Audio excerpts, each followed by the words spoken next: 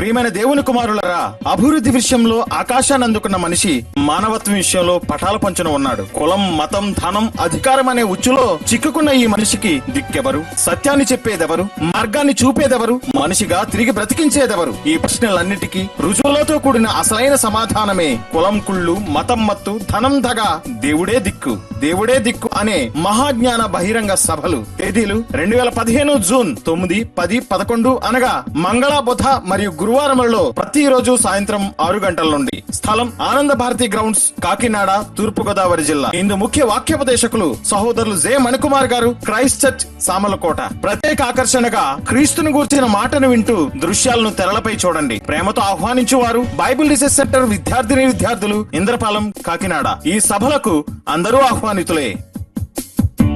దానిని ఆశించి ఆకలిగొని ఈ ప్రదేశానికి వచ్చిన మీ పిల్లలందరినీ జ్ఞాపకం చేసుకోండి. ఈ మంచి వాతావరణంలో సుమధురమైన మీ మహాజ్ఞానపు సంగతులు అందించండి. వాతావరణాన్ని అనుకూలపరచండి. ప్రపంచానికి తెలియని ఎన్నో సంగతులు మీ దివ్య గ్రంథములో నుండి మాకు తెలియచేయమని అర్థిస్తూ యేసుక్రీస్తు వారి ద్వారా ఈ ప్రార్థన మీకు సమర్పిస్తున్నాం తండ్రి, ఆమేన్.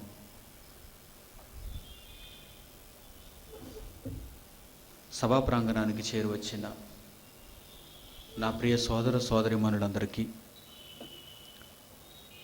ప్రభు అయిన యేసుక్రీస్తు వారి పేరిట స్వాగతాన్ని తెలియజేస్తున్నాను. రెండవ రోజులోనికి మనం అడుగుపెట్టాం. మొదటి రోజు అంశానికి తగినట్లుగా ఈ ప్రపంచానికి దేవుడు వినిపించిన ఒక మహత్తరమైనటువంటి విషయం, అదే తన గ్రంథంలో నిక్షిప్తం చేసినటువంటి సంగతి. ఆయనను ఆశ్రయించాలి, ఆయన వాక్కులు మనిషి వినాలి, ఆయన యొక్క ధర్మాన్ని మనిషి పాటించాలి. లోకం చెప్పినట్టుగా, మనిషి వ్రాసుకున్న శాస్త్రాలలో ఉన్నట్టుగా ఈరోజు ప్రపంచం దానినే దిశానిర్దేశకం అని భావించి, అదే తలమానికం అని గుర్తించి దేవుని మాటను పట్టించుకోకపోతే ఎన్ని వందల ఏళ్ళు గడిచినా ఈ మూఢనమ్మకాలు, మనిషికి పనికిరాని పద్ధతులు ఈ ప్రపంచాన్ని ఏలుతూనే ఉంటాయి అని గత దినాన మనం ఆలోచించాం. ఇక ఈరోజు పాఠానికి కొనసాగింపుగా మరిన్ని సంగతులు ఆయన గ్రంథంలో నుండి వెలికి తీసి మనం ఆలోచన చేద్దాం. అందరూ ప్రకటించినట్లుగా, అందరూ యేసుక్రీస్తును లోకానికి తెలియచేసినట్లుగా మేము తెలియచేయం. మా పద్ధతి వేరు, మా విధానం వేరు, మాకు తెలిసిన యేసుక్రీస్తు వేరు. ఆ యేసు ఎవరంటే 2000 సంవత్సరాల క్రితం భూమి మీద అడుగుపెట్టిన యేసు. మరి ప్రపంచమంతా ప్రకటిస్తున్నా, ప్రపంచమంతా అనుకుంటున్నా, ఆరాధిస్తున్నా, మాట్లాడుకుంటున్న యేసు ఎవరు అంటే ఆ యేసు మతానికి సంబంధించిన యేసు. నేను ప్రకటిస్తున్న నా యేసు మార్గానికి సంబంధించిన యేసు. ఆయన బ్రతికున్నప్పుడు, ఆయన మరణించి తిరిగి లేచి వెళ్ళిపోయిన తర్వాత కూడా చాలా మాటలు ఆయన ద్వారా, ఆయన శిష్యుల ద్వారా దేవుడు పలికించాడు. నా పేరిట అనేక మంది అబద్ధపు క్రీస్తులు లోకంలోనికి వస్తారు అన్నాడు. వారు వారి పేరిట రారు, నా పేరిట వస్తారు. ఎవరనుకుంటున్నారు ఇంతకీ ఆ అబద్ధపు క్రీస్తులు? ఆయన పేరిట వచ్చే ఆ అబద్ధపు యేసులు ఎవరనుకుంటున్నారు? ఇంకా రాలేదు అని ఎదురు చూస్తున్నారేమో. ఒకవేళ అబద్ధపు క్రీస్తు వస్తాడు, ఆయనను మనం నమ్మకూడదు, ఆయన వచ్చినప్పుడు జాగ్రత్తగా ఉండాలి, దూరంగా. ఆయన బోధలు మనం వినకూడదు అని ఒకవేళ భ్రమపడుతున్నారేమో, జాగ్రత్త.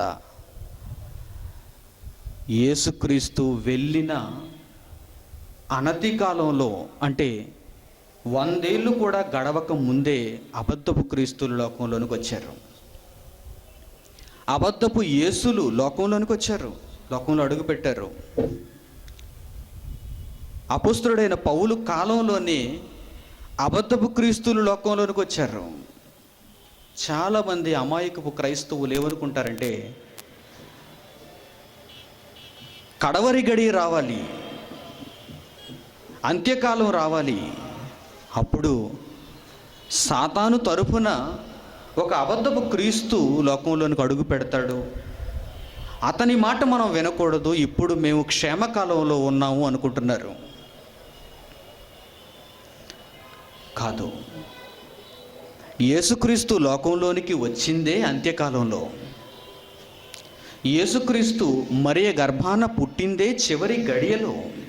బైబిల్ని బట్టి, నా సిద్ధాంతం కాదు ఇది, ఇది దేవుని సిద్ధాంతం.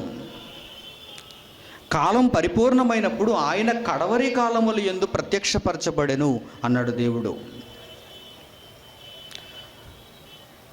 ఇంకా మనం అంత్యకాలం కోసం ఎదురు చూడటం ఏంటి? ఇంకా మనం చివరి గడి కోసం ఎదురు చూడటం ఏంటి? పౌలు కాలంలోనే అబద్ధపు క్రీస్తులు లోకంలోనికి వచ్చారు. ఒకసారి మీకు ఆ ఆధారం చూపించాలి, వచ్చారో లేదో మీకు తెలియాలి. పౌలు రాసిన పత్రిక మొదటి అధ్యాయము 6వ వచనం నుంచి చూడండి. 6వ వచనం నుంచి, క్రీస్తు కృపను బట్టి మిమ్మును పిలిచిన వానిని విడిచి భిన్నమైన సువార్త, అంటే భిన్నమైన సువార్తను ప్రకటించే అబద్ధపు క్రీస్తులు వచ్చారు, అబద్ధపు యేసులు వచ్చారు. మిమ్మును పిలిచిన వానిని విడిచిపెట్టారు, అబద్ధపు యేసును మీరు నమ్ముతున్నారు అని ఆనాటి కాలంలో పౌలు వాపోతున్నాడు. మిమ్మును పిలిచిన వానిని విడిచి భిన్నమైన సువార్త తట్టుకు మీరు ఎంత త్వరగా తిరిగిపోవుట చూడగా నాకు ఆశ్చర్యమగుచున్నది. నేను ఎప్పుడో, పౌలు కూడా అలాగే భావించి, ఎప్పుడో ఒక 100 ఏళ్ళ తర్వాత, 200 ఏళ్ళ తర్వాత, 1000 ఏళ్ళ తర్వాత అబద్ధపు క్రీస్తులు వస్తారేమో అని పౌలు కూడా అనుకున్నాడు, మహానుభావుడు. లేదు, అపవాది చాలా అలర్ట్గా ఉంటుంది. యేసుక్రీస్తు తిరిగి లేవగానే, ఆ మహారక్షణ ప్రకటింపబడగానే అపవాది ఆలోచించింది, నా ప్లాన్ ఫెయిల్ అయిపోయింది. యేసును చంపాలనుకున్నాను, కానీ యేసును చంపిన తర్వాత దేవుడు అతనిని లేపాడు. ఈరోజు ప్రపంచం అంతా ఆ యేసు వైపు చూస్తుంది. నా ప్రణాళిక ఏమైపోవాలి? మనుషులందరినీ నిత్య నరకాగ్నికి ఈడ్చుకుని పోవాలన్న నా ప్రణాళిక ఏమైపోవాలి? ఒక్కడు కూడా వెళ్ళకూడదు యేసు వెంట. అది అపవాది కట్టుకున్న కంకణం. ఇప్పుడు నా యొక్క ప్రణాళిక నెరవేరాలి అంటే అబద్ధపు క్రీస్తును నేను లేపాలి, దొంగ బోధకుణ్ణి నేను లేపాలి, అబద్ధ ప్రవక్తను నేను లేపాలి, అబద్ధ బోధకుణ్ణి నేను లేపాలి అనుకుంది అపవాది. ఆలస్యం చేయలేదు, చాలా త్వరపడింది. అది బైబిల్లో వ్రాయబడింది. కనుక మీకు ఇచ్చిన ఆ దైవ గ్రంథం మీకు ఒక ప్రామాణిక గ్రంథం. ఎవరు చెప్పినా నమ్మకండి అన్నాడు పౌలు. నేనొచ్చి చెప్పినా, భిన్నమైన సువార్త చెబితే వెంటనే మీరు నన్ను ప్రశ్నించండి అన్నాడు పౌలు. ఎంత గొప్పవాడు చూడండి. పరలోకములో నుండి ఒక దేవదూత వచ్చి చెప్పిన భిన్నమైన సువార్తను మీరు నమ్మవలసిన అవసరత లేదన్నాడు. ఎందుకంటే ఆదికాండం మొదలుకొని ప్రకటన గ్రంథం వరకు మీ కొరకు దేవుడు వ్రాయించి ఇచ్చిన గ్రంథం మీ చేతుల్లో ఉంది. ఇందులో వ్రాయబడినట్టే భూతకాలంలో జరిగింది, వర్తమాన కాలంలో జరుగుతుంది, భవిష్యత్తులో జరగాలి. దీనికి మించి ఎక్కడ ఏమీ జరగదు. అందుకే మీ చేతుల్లో పెట్టాడు. ఎంత సులువుగా పెట్టాడు, ఎంత తేలికగా పెట్టాడో తెలుసా? ప్రపంచంలో ఇలాంటి పుస్తకం మరేదైనా మీరు కొనుక్కోవాలంటే చాలా ధనాన్ని వెచ్చించాలి. 1000 పేజీలకు పైగా ఉన్న ఇలాంటి పుస్తకం ఎంత మంచి ప్రింట్తో మీ స్వభాష మీరు నేర్చుకోవటానికి డైరెక్ట్గా ఆదిమ హెబ్రీ గ్రీకు భాషలోంచి తర్జుమా చేయబడిన ఇలాంటి పుస్తకం మీరు తెచ్చుకోవాలంటే చాలా వేల రూపాయలు ఖర్చు చేయాలి. మీరు అసలు మీ భాషలోనికి తర్జుమా అవ్వటమే కష్టం. ఇంకా చాలా భాషలు ఉన్నాయి ప్రపంచంలో. అత్యధిక భాషలలోనికి తర్జుమా అయిపోయిన పుస్తకం, అత్యధికముగా అమ్మబడుతున్న పుస్తకం, అనేక మందికి ఈరోజు మార్గదర్శకంగా ఉన్న పుస్తకం, గిన్నిస్ బుక్ ఆఫ్ వరల్డ్ రికార్డ్స్లో నెంబర్ 1 బుక్ ఇది, ది బైబుల్. ఇది మన గొప్పతనం కాదు, ఇది ప్రపంచం గొప్పతనం అంతకంటే కాదు, మన అధికారుల గొప్పతనం అంతకంటే కాదు. వారి చేతుల్లో ఇది పెడితే ఇంకేమైనా ఉందా? ఈ బాధ్యత మన విద్యాధికారుల చేతుల్లో కానీ, మన అధికారుల చేతుల్లో కానీ, మన మత ప్రబోధకుల చేతుల్లో కానీ మన ప్రపంచంలో ఉన్న గొప్పవారి చేతుల్లో కానీ పెడితే దీనిని అడ్డంగా తొక్కేది ఈ పాటికి, సమాధి చేసి ఉండేవారు ఈ పాటికి. కానీ ఇది ఆ సర్వేశ్వరుడైన దేవుని చేతుల్లో ఉంది. నా గ్రంథాన్ని నా పిల్లలైన వారి చేతులలోనికి నేను తీసుకుని వెళ్ళగలను. మదిలోనికి నేను ఎలా తీసుకుని వెళ్ళాలి? బాధ్యత వారిదే కదా అని దేవుడు బాధపడుతున్నాడు అక్కడ. వారు పేదవారైనా వారు ధనికులైనా ఆ తారతమ్యం ఉండకుండా ఈ గ్రంథం ప్రతి ఒక్కరి చేతుల్లోనికి వెళ్ళటానికి నేను ఒక ప్రణాళిక రచించాలి అనుకున్నాడు. ఆ ప్రణాళికలో భాగమే ది టాప్ సీక్రెట్. రవి అస్తమించని సామ్రాజ్యంగా, ఇంగ్లాండ్ ప్రధానమైన దేశంగా, లండన్ ప్రధాన నగరంగా యావత్తు ప్రపంచాన్ని ఏలటానికి వారికి ఆ శక్తి అనుగ్రహింపబడింది. 18వ శతాబ్దంలో 19వ శతాబ్దంలో. ఎందుకు అనుకుంటున్నారు? అది వారి గొప్పతనం కాదు, దేవుడు వారికి ఇచ్చిన గొప్పతనం, దేవుడు వారికి ఇచ్చిన ఆధిక్యత. మీరు యావత్తు ప్రపంచాన్ని ఏలాలి, అందులో భారతదేశం కూడా ఉంది, మీకు తెలుసు. మీరు రవి అస్తమించని సామ్రాజ్యంగా విస్తరించండి, ఎందుకంటే మీ చేతుల్లో పెడుతున్నాను ది బైబిల్. జాన్ గ్యూటన్బర్గ్ అచ్చు యంత్రాన్ని కనిపెట్టిన తరువాత మొట్టమొదట ముద్రింపవలసిన పుస్తకం అంటూ ఏదైనా ఉంది అంటే బైబిల్. అలా ముద్రింపబడి వేల భాషలలోనికి తర్జుమా చేయబడి, ఇదిగో మీ ప్రాబల్యం వల్ల, మీకు నేను ఇచ్చిన అధికారం వల్ల ఆంగ్లేయులారా మీరు విశ్వవ్యాప్తం చేయండి ఈ వాక్యాన్ని.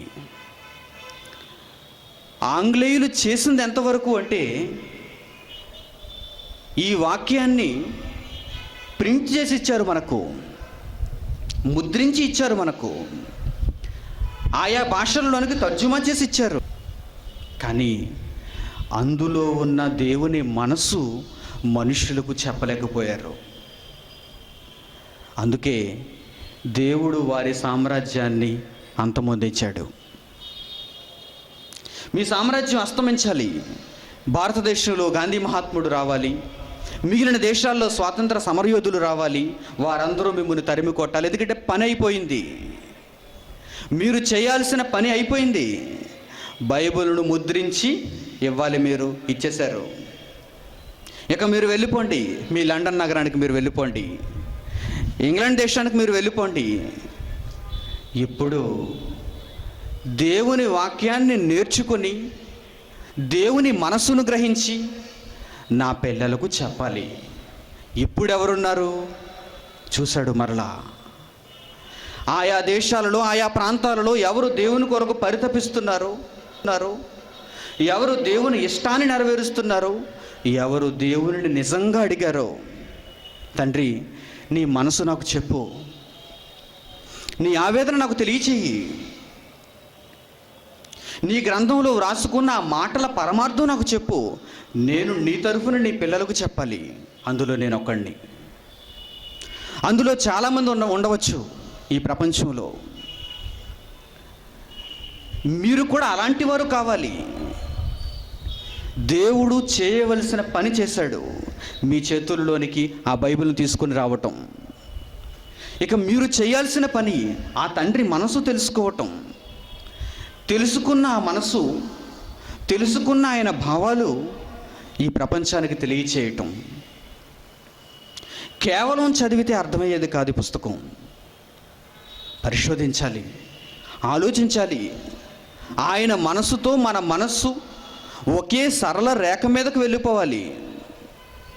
ఆయన ఎలా ఆలోచిస్తున్నాడో అలాగే మీరు ఆలోచించాలి. అప్పుడే మీకు బైబిల్ అర్థమవుతుంది. అందుకే ఈరోజు బైబిల్ను చేతపట్టిన వారు దేని గురించైనా మాట్లాడగలరు. దేని గురించైనా. ఏమండి, బైబిల్ చేతపట్టిన వారు యేసుక్రీస్తును గూర్చి, రక్షణను గూర్చి, బాప్తిస్మం గూర్చి మాట్లాడాలి. క్రిస్మస్లో సభలు పెట్టాలి, ఈస్టర్లో సభలు పెట్టాలి. ఏంటండి సభ? చాలామందికి ఆశ్చర్యం. కులం గురించి వారు మాట్లాడుతున్నారు, మతం గురించి వారు మాట్లాడుతున్నారు, ధనం గురించి వారు మాట్లాడుతున్నారు. ఈ దేవుణ్ణి ప్రకటించటానికి సమాజంలో ఉన్న ఇలాంటి మూఢనమ్మకాలను ఎందుకు వీరు ఎన్నుకున్నారు? దేని గురించైనా మాట్లాడతాడు ఏ క్రిస్టియన్. ఒక మంచి క్రైస్తవుడు, దేవుని ఇష్టాన్ని నెరవేర్చేవాడు, ఆ లోకంలో ఉన్న తండ్రి మనసు తెలుసుకున్నవాడు దేని గురించైనా మాట్లాడగలడు. చూడండి ఆ మాట ఆయనే చెప్పాడు. దేనినైనా నా కుమారుడు మాట్లాడాలి అని ఆయనే వ్రాయించాడు. పత్రిక పౌలు 2వ అధ్యాయము 15వ వచనం, ఆత్మ సంబంధి అయిన వాడు అన్నిటినీ వివేచించును, కానీ అతడు ఎవని చేతను వివేచింపబడడు. ఆత్మ సంబంధి అయిన వాడు అన్నిటిని గురించి మాట్లాడతాడు, కానీ ఇతరుని గురించి మాట్లాడాలంటే ప్రపంచంలో ఎవడికి అంత దమ్ము లేదన్నాడు దేవుడు ఆ మాటలో. అది ఆయన మాటలో ఉన్న పరమార్థం. ఆత్మ సంబంధి అయిన వాడు ఎవరైనా, ఎవరతను? పరిశుద్ధాత్మ నా మీదకి వచ్చింది, నేను భాషలతో మాట్లాడేస్తున్నాను, నేను గెంతేస్తున్నాను, నేను పడిపోతున్నాను, నా ఒంటి మీద బట్టలు ఉన్నాయో లేదో నాకు తెలియదు. ఈ వీడు కాదు ఆత్మ సంబంధి అంటే. నీలా చాలామంది సమాజంలో గెంతుతున్నారు, దేవుడు నా మీదకు వచ్చాడు అని. వారి వారి విశ్వాసాలలో దేవుడు నా మీద ఆవహించాడు, దేవుడు నా మీద పూనాడు అని చాలామంది రోడ్డు మీద, చాలామంది ఆయా ప్రదేశాలలో మనకు కనిపిస్తున్నారు. What is the evidence? అదే దేవుడని. దేవుడు అలా ఉంటాడా? జుట్టు విరబోసుకోమని, కింద దొరలమని, బట్టలు ఊడదీసుకోమని, నిన్ను గాయపరుచుకోమని, ఎదుటివారిని గాయపరచమని దేవుడు అంటే అదా? కాదు. దేవుడు అలా ఉండడు. దేవుడు అలా ఆవహించడు. సమాజాన్ని బ్రతికిస్తాడు. ఒకవేళ దేవుడు అలాగే ఆవహిస్తే ప్రారంభం నుంచి ప్రవక్తలు ఉన్నారు మనకు ఉదాహరణ, మొదటి కాలం నుంచి నీతిమంతులు ఉన్నారు మనకు ఉదాహరణ. ఎవరు అలా చేశారు? హేబెల్ అలా చేశాడా? అబ్రహాం అలా చేశాడా? నోవహ్ అలా చేశాడా? హనోకు అలా చేశాడా? మోషే అలా చేశాడా? దావీద్ అలా చేశాడా? యేసుక్రీస్తు అలా చేశాడా? ఆ తర్వాత శిష్యులు అలా చేశారా? లేదు. వీరందరూ ఎదుట పడిన మనిషిని బ్రతికిస్తూ వచ్చారు, దేవుని మాటలు ప్రకటిస్తూ వచ్చారు, దేవుని ఆత్మలో ఉన్న భావాలు తెలియచెబుతూ వచ్చారు. అలా తెలియచెప్పినందుకు సమాజం వారిని ద్వేషించింది, రాళ్లతో కొట్టింది, సిలువ వేసింది, రంపాలతో కోసింది, చంపేసింది. ఇది దేవుని కుమారుడు అంటే, ఈయన ఆత్మ సంబంధి అంటే. ఈరోజు ఆ లక్షణాలు నాలో కనిపించాలని ఎల్లప్పుడూ నేను ప్రయత్నిస్తాను.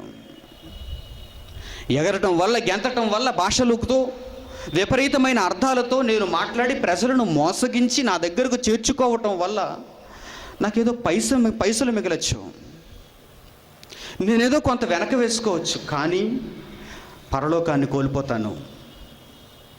నా దేవునిపై నాకున్న నమ్మకాన్ని కోల్పోతాను. నా దేవునికి నేను ఎలా ప్రార్థన చేయగలను? ఆయన మనసు అర్థమైన తర్వాత నేను ఎలా దోపిడీ చేయగలను ఆయన దగ్గర? అందుకే ఆత్మ సంబంధి అంటే ఇలా ఉండాలి. ఆత్మ సంబంధి అయిన వాడు అన్నిటినీ వివేచించును. ఈయన పరిధిలోనికి అన్నీ వస్తాయి.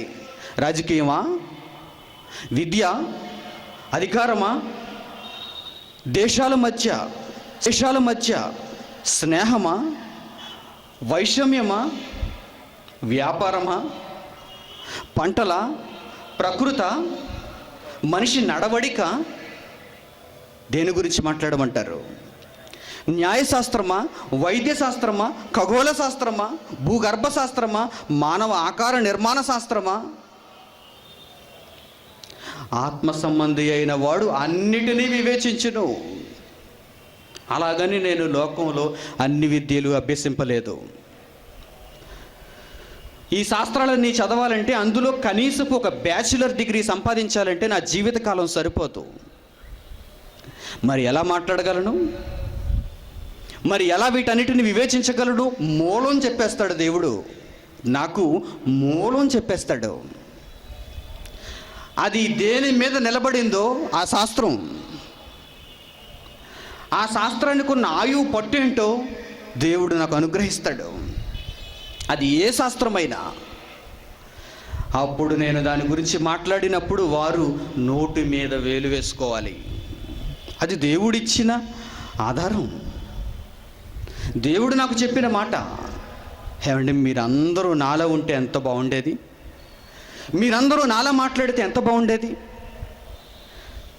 ఈ ప్రాంతాన్ని మార్చగలం, మన చుట్టూ ఉన్న సమాజాన్ని మార్చగలం. మీ మాటలు విన్న ప్రతి ఒక్కరూ మారిపోతారు. ఎంత ఆనందం నాకు, నా తండ్రికి, మీకు, మీ కుటుంబానికి. మారాలి. కేవలం వినువారు మాత్రమే ఉండకండి. నా మాటలు విని సభాషణ మెచ్చుకుని వెళ్ళకండి. మీరు మారాలి, ఇంకా మారాలి. మారిపోయామండి, యేసుక్రీస్తులోనికి వచ్చేసామండి, చాలా ఏళ్ళు అయిపోయిందండి, ఇంకా మారాలి. నేను మారాలి, మీరు మారాలి, ప్రతి ఒక్కరూ ప్రతి నిత్యం మారాలి. ప్రతి క్షణం మార్పును కోరుకోవాలి మనం. ఇంకా నేను సాధించవలసిందేంటి? ఇంకా నేను తెలుసుకోవలసిందేంటి? ఇంకా నా దేవుని కొరకు నేను చేయవలసిందేంటి? అవునండి, మీరందరూ నావలే మారిపోవాలి, నాకంటే గొప్పవారుగా మారిపోవాలి. ఈ సమాజాన్ని చక్కదిద్దాలి, మార్చాలి. సమాజంలో మీకున్న పలుకుబడి చేత, మీకు దేవుడిచ్చిన ఆ అర్హత చేత మీరు దేవుని సేవలో పాలిభాగస్తులు అవ్వాలి. ఆ కాడిని మీరు కూడా మొయ్యాలి. ఒకరి మీదే ఆ భారం ఉండకూడదు.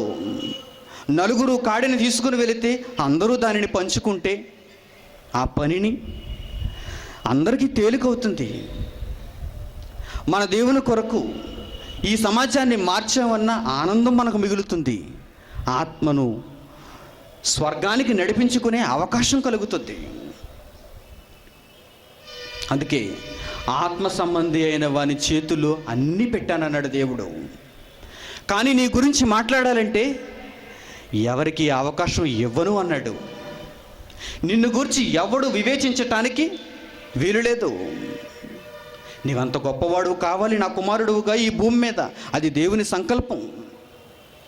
అందుకే కులాన్ని గురించి మాట్లాడాలి. ఎందరో సంస్కర్తలు వచ్చినా వారు మార్చలేని ఈ పద్ధతి నా మాటల ద్వారా, దేవుడు అనుగ్రహించిన ఈ జ్ఞానం ద్వారా దేవుణ్ణి చూపించి ఈ సమాజానికి ఆ దేవుణ్ణి దిక్కుగా ప్రకటించి నా తరంలో సేవ చేయాలి. మతం ఒక మొత్తాన్ని నిరూపించాలి. మతం మనిషి మరణించిన తర్వాత మరో లోకాన్ని ఇవ్వలేదు అని రుజువు చేయాలి. మరి ఏంటి మాకు దిక్కెవరు, మమ్మల్ని రక్షించేదెవరు? ఆ దేవుణ్ణి చూపించాలి. ఇదే ఈ సభల ఉద్దేశ్యం. గత దినాన మీరు విన్నారు, ఆలోచించారు. అసలు ఎక్కడ పుట్టిందో ఈ కుల వ్యవస్థ, ఇది ఎంత నీచమైనదో, మనిషి ఎలా నటిస్తున్నాడో, పైకి వద్దని చెబుతూ దానిని ఆచరించకూడదని మాట్లాడుతూ వల్లిస్తూ, ఆంతరంగికంలో మాత్రం, తన ప్రవర్తనలో మాత్రం, తన జీవితంలో మాత్రం కులపిచ్చి పట్టిన మనిషిగా బ్రతుకుతున్నాడు. దానికి దేవుడిచ్చిన వైద్యం మీరు విన్నారు, చూశారు. ఏమండి, ఇంత అత్యవసరమైన పరిస్థితి ఇది ఈరోజు మనం మాట్లాడుకోవలసిన సంగతేనా? నిజంగా బయట పరిస్థితి అంత ఘోరంగా ఉందా కుల వ్యవస్థ అని మీరు అడిగితే, ఇటీవల దినపత్రికలో పడిన ఒక వార్త మీకు చూపిస్తాను. ఎందుకు ఈ విషయం మీద మనం మాట్లాడాలో, ఈ సమాజాన్ని దేవుని వాక్యం వైపు మళ్లించాలో మీకు అర్థమవుతుంది. ఒక యువకుడు ఒక రెస్టారెంట్కి వెళ్ళాడు. అతడు వెళ్ళకూడని ప్రదేశమే. ఒక బార్కి వెళ్ళాడు ఒక యువకుడు, ఒక దళిత కులానికి చెందిన ఒక యువకుడు. వెళ్ళి తన సెల్ ఫోన్లో ఒక రింగ్ టోన్, అతనికి కాల్ వచ్చింది, ఒక రింగ్ టోన్ బయటకు వచ్చింది. అందులో అంబేద్కర్ను కీర్తిస్తూ ఒక రింగ్ టోన్ బయటకు వచ్చింది. ఆ బార్లో కూర్చున్న మిగిలిన వ్యక్తులు కులపిచ్చి పట్టిన వారు. ఆ రింగ్ టోన్ వినగానే చాలా కోపోద్రిక్తులైపోయారు. అందరికీ తెలిసిన షిరిడి గ్రామంలో, షిరిడి పట్టణంలో జరిగింది ఇది. ఈ వార్త మీకు చూపిస్తాను తెర మీద, ఇప్పుడు చూద్దురు కానీ. అబద్ధాలు, అసత్యాలు, కట్టు కథలు, నాకు దేవుడు దర్శనంలో కనిపించి ఇది చెప్పాడు రాత్రి అని నేను చెప్పరు. నిజాన్ని చెబుతాను, ప్రకటింపబడిందే చెబుతున్నాను, దేవుడు చెప్పమన్నదే చెబుతున్నాను. ఆ యువకుణ్ణి మందలించి విడిచిపెట్టలేదు, లేక ఒక సెల్ ఫోన్ తీసుకొని పంపించలేదు, లేక రింగ్ టోన్ డిలీట్ చేయమనలేదు. సీదా తీసుకుని వెళ్ళి ఆ మనిషిని, ఆ యువకుణ్ణి చంపేశారు. అతి కిరాతకంగా చంపేశారు. దేని కొరకు అంటే అంబేద్కర్ను కీర్తిస్తూ ఒక రింగ్ టోన్ పెట్టుకున్నాడు, దాని కొరకేనట. ఒకసారి చూద్దాం తెర మీద, చదివి వినిపిస్తాను చూడండి. హెడ్డింగ్ తెర మీద అది ఉంచండి. అంబేద్కర్ రింగ్ టోన్ పెట్టుకున్నాడని చంపేశారు. ఇది హెడ్డింగ్, టైటిల్. పేపర్లో, దినపత్రికలో పడింది. అంబేద్కర్ రింగ్ టోన్ పెట్టుకున్నాడని చంపేశారు. కింద చిన్ని అక్షరాలతో మరొక సబ్ హెడ్డింగ్ పత్రిక రాస్తూ, కుల వివక్షతో యువకుడి దారుణ హత్య. కుల వివక్షతో యువకుని దారుణ హత్య. షిరిడి కుల వివక్షకు మరో ప్రాణం బలైంది. ఒక దళిత యువకుడిని కొంతమంది యువకులు అతి దారుణంగా కొట్టి చంపారు. అంబేద్కర్ పాటను రింగ్ టోన్గా పెట్టుకోవడమే అతడి పాలిట శాపంగా మారింది. ఈ ఉదంతం షిరిడీలో గత శనివారం జరిగింది. ఈ శనివారం కాక అంతకుముందు శనివారం. పోలీసులు వెల్లడించిన ప్రకారం సాగర్ షేజ్వాల్ 21 సంవత్సరాలు అనే దళిత యువకుడు నర్సింగ్ చదువుతున్నాడు. ఓ పెళ్లికి షిరిడీకి వచ్చిన అతడు మే 16 మధ్యాహ్నం తన ఇద్దరు సోదరులతో కలిసి బార్కు వెళ్ళాడు. తప్పే, ఇతను చేసింది తప్పే. మొట్టమొదట బార్కు ఎందుకు వెళ్ళాడు? బార్కు వెళ్ళిన తర్వాత ఏం జరిగింది? అతడి సెల్ ఫోన్కు కాల్ రావడంతో దళితుల కోసం అంబేద్కర్ చేసిన కృషిని ప్రశంసించేలా ఉన్న పాట రింగ్ టోన్గా వినపడింది. ఆ సమయంలో బారులో ఉన్న మరాఠా, ఓబీసీ వర్గాలకు చెందిన 8 మంది యువకులు అతడిపై ఆగ్రహం వ్యక్తం చేస్తూ ఫోన్ స్విచ్ ఆఫ్ చేయాలని గొడవకు దిగారు. వాగ్వాదం జరిగింది. తను చేయనన్నాడు, వారు స్విచ్ ఆఫ్ చేయమన్నారు. యువకులు సాగర్ను బీర్ సీసాతో కొట్టి కాళ్ళతో తన్ని పిడిగుద్దులు కురిపించారు. బయటకు ఈడ్చుకెళ్ళి బైక్పై దగ్గరలోని అటవీ ప్రాంతానికి తీసుకెళ్లారు. అక్కడ మోటార్ బైక్తో పదే తొక్కించి రాయితో కొట్టి చంపారు. చూసారా మనుషులు ఎలా ఉన్నారు? మనుషులు ఎలా ఉన్నారు చూసారా? మరి చెప్పాలా వద్దంటారా? షిరిడీలో జరిగింది, వార్త బయటకు వచ్చింది, ప్రచురింపబడింది, మనం ఇప్పుడు చెప్పుకున్నాం. మన పట్టణాలలో, మన చుట్టూ ఉన్న గ్రామాలలో ఎన్నో. ఎందుకు వచ్చింది కుల వివక్ష? అందుకే దీనిని గురించి దేవుడు తన గ్రంథంలో ఏం వ్రాయించాడో. కులం కాదు మీరు ఆలోచించవలసింది ఈరోజు. మానవత్వం, పరలోకానికి ఎలా వెళ్ళాలని ఆలోచించాలి, దేవుని కుమారులుగా ఎలా బ్రతకాలని ఆలోచించాలి. ఆయన సంఘంలోనికి మిమ్మల్ని ఆహ్వానించి సమానత్వపు ధోరణి ఆయన ప్రవేశపెట్టి యూదుడు, గ్రీసు దేశస్థుడు, దాసుడు, స్వతంత్రుడు, స్త్రీ పురుష భేదాలు లేకుండా క్రీస్తునందు అందరినీ ఒక్కటి చేసి ఆయన చూపించిన ప్రేమ మార్గాన్ని ఈ మనుష్యులు గమనించాలి, గుర్తెరగాలి. వారు అగ్రవర్ణంలో ఉన్నవారైనా, కడు భేద వర్గంలో ఉన్నవారైనా ప్రతి ఒక్కరూ దేవుని రహస్యాన్ని, దేవుని ఆలోచనను తెలుసుకోవాలి. ఈ కుల వివక్ష, ఈ కుల పట్టింపు అపవాది సృష్టించింది. దానిని మనమే అంతమొందించాలి. సంఘ సంస్కర్తల వల్ల కాదు, వారు చేయలేరు. ఎందుకంటే వారి దగ్గర వైద్యం లేదు. ఏదో చెయ్యాలి అనుకుంటున్నారు. ఆర్ఎంపీ డాక్టర్స్ లాంటి వారు ఏదో చేయాలనే తపన ఉంది వారికి. వైద్యం చేయాలి, రోగాన్ని కుదర్చాలి, మంచి ఆరోగ్యాన్ని ఇవ్వాలి అని అనుకుంటున్నారు. కానీ ఉపకరణాలు లేవు, విద్య తెలీదు. బైబిల్లోనే దేవుడు వ్రాయించిన గ్రంథంలోనే ఆ విద్య ఉంది.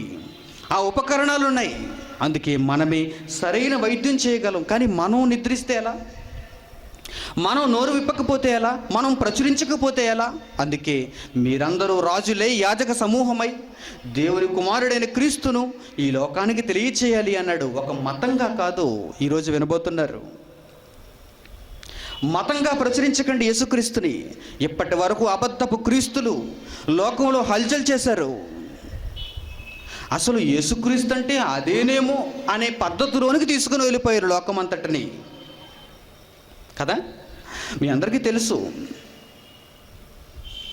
ఒకవైపు సినీ మీడియా వారు కూడా యేసుక్రీస్తుని ఎంత హేళన చేస్తుంటారంటే, హల్లెలూయా అనగానే యేసుక్రీస్తు గుర్తొచ్చేస్తాడు అందరికీ. దాని మీద వ్యంగ్యంగా ఒక చిత్రాన్ని లేక వ్యంగ్యంగా ఒక సీన్ క్రియేట్ చేస్తారు కామెడీ యాక్టర్ల చేత. ప్రైజ్ ద లార్డ్, హల్లెలూయా, దేవుడు నిన్ను దీవించుగాక.